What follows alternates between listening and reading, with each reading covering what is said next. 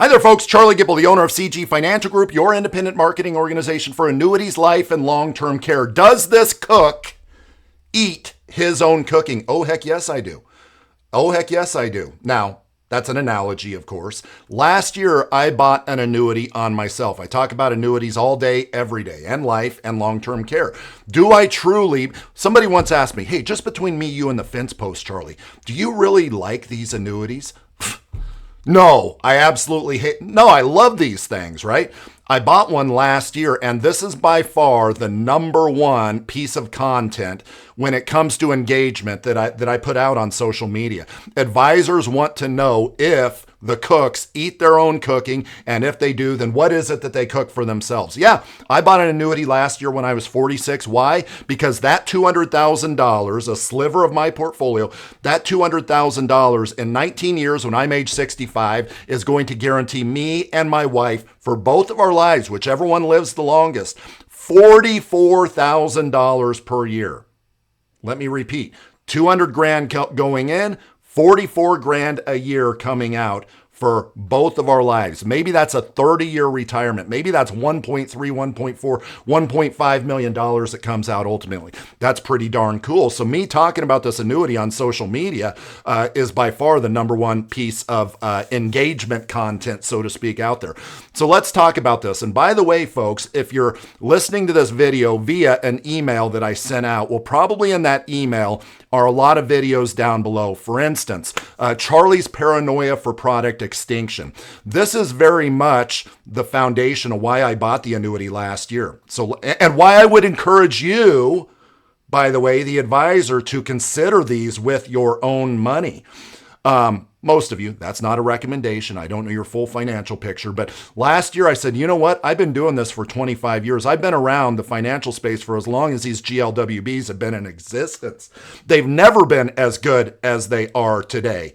And heck, I remember in the financial crisis, those of you that wrote variable annuities with GLWBs, they disappeared overnight because carriers realized that that cash flow they were guaranteeing to the clients, that they can no longer afford those from a reserving standpoint. So carriers went out of business. They started asking clients hey, we'll buy out your annuity. We'll give you a higher value than what the accumulation value is.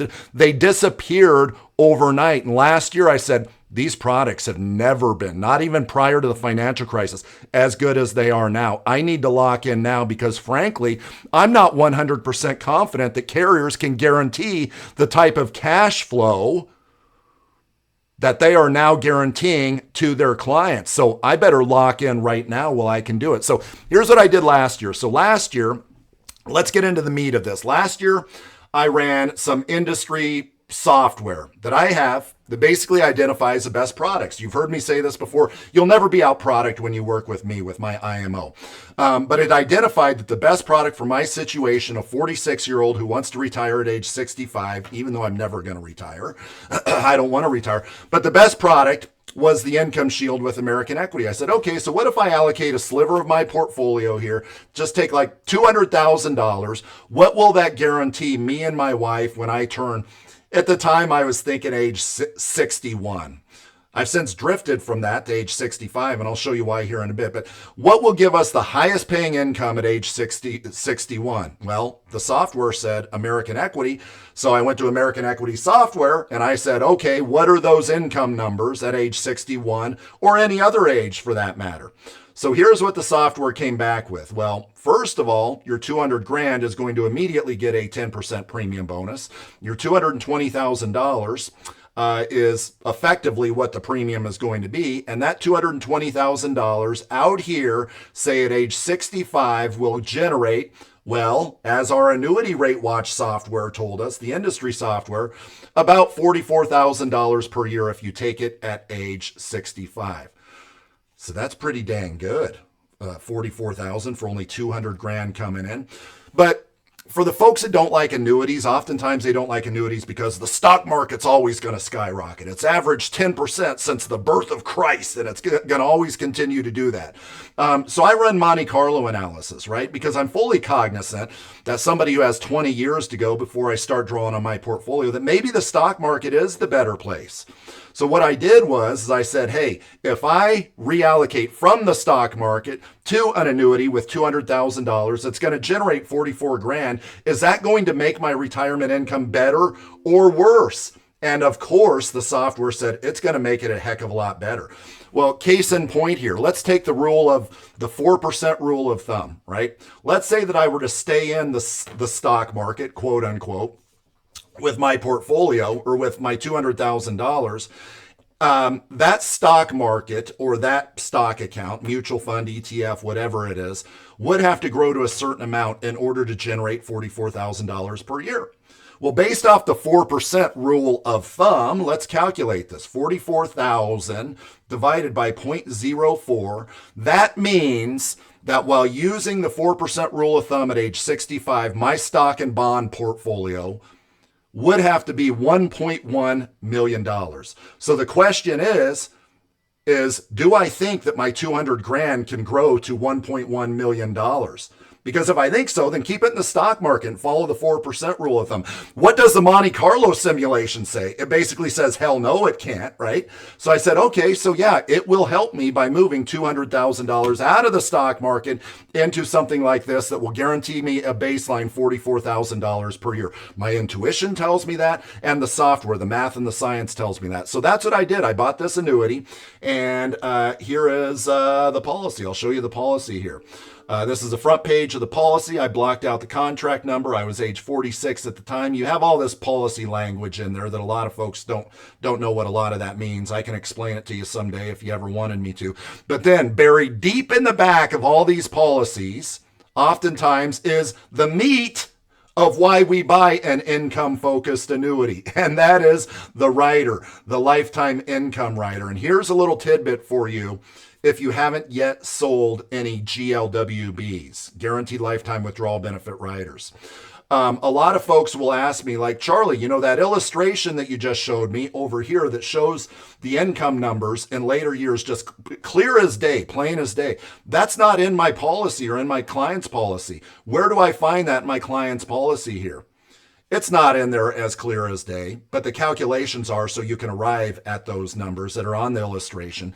And the carriers have to do this because they don't know how long you're going to defer. They don't know if you're going to choose a joint payment. They don't know if you're going to choose a single payment. There could be a gazillion different scenarios. So to create a ledger like what I just showed you, it would be a gazillion pages here. So here's what my policy says. Hey, 6.5% is the roll-up rate, compounded per year for 20 years. And then at any point in time when you want to activate the income, here are the payout factors. Do you want a joint payout? Which I do. Do you want a single payout? Which I don't. When do you want that income to come in? Well, for me, say age 65. That column over on the right, 6.03%. If you were to get really geeky and calculate out 6.5% roll up on $220,000, and then whatever that grows to times 6.03%, you would find it's about $44,000. So I even take this a step further with, I can do this with anybody, but I certainly did it with my own scenario here. Is it best to take less of an amount out early, but yet for a longer period, right? If you start to activate income, say 10 years early, then you're going to have income 10 years more, but yet it's less of an income. So what is better from a true return standpoint? It's like Social Security, right? The conversation. Do you take it early or do you take it late? Do you take it early and get a smaller amount for a longer period of time, or do you take it late and get a larger amount for a shorter period of time? This is where rates of return, internal rates of return on your cash flow, these calculations come in. So here's what I did is I plotted it out over here. Hey, if I take it at 61, I'll get 31 grand per year for say until age 92, which the life expectancy of a couple, one person out of two is going to live until 92. That's the life expectancy of a couple. So I did this to age 92. All right, so the internal rate of return, if I take income starting at 61, which is less, but for 31 years until 92. What is that from an internal rate of return standpoint? As you can see here, the longer that I wait, at least with this annuity, the higher the internal rate of return is. The best scenario would be age 66, which I might wait until age 66. Now, the internal rate of return actually tapers off after 66. Why? Because that 6.5% roll-up rate, that goes away after 20 years, which would be my age 66 here. So here is what the carriers are guaranteeing to me and my wife, that our money is going to generate a cash flow to us, at least based off of our life expectancy, of 6.11%. Do I believe that carriers will forever continue to offer these? Now, they have to offer me this guarantee as long as I keep the policy, right? But do I think that they're going to continue to offer these types of products, at least in their current form, to clients? I tell you, I have a permanent twitch from the financial crisis when all these products went away overnight because carriers realized they were a little bit over their ski tips, so to speak. So buy these while you can.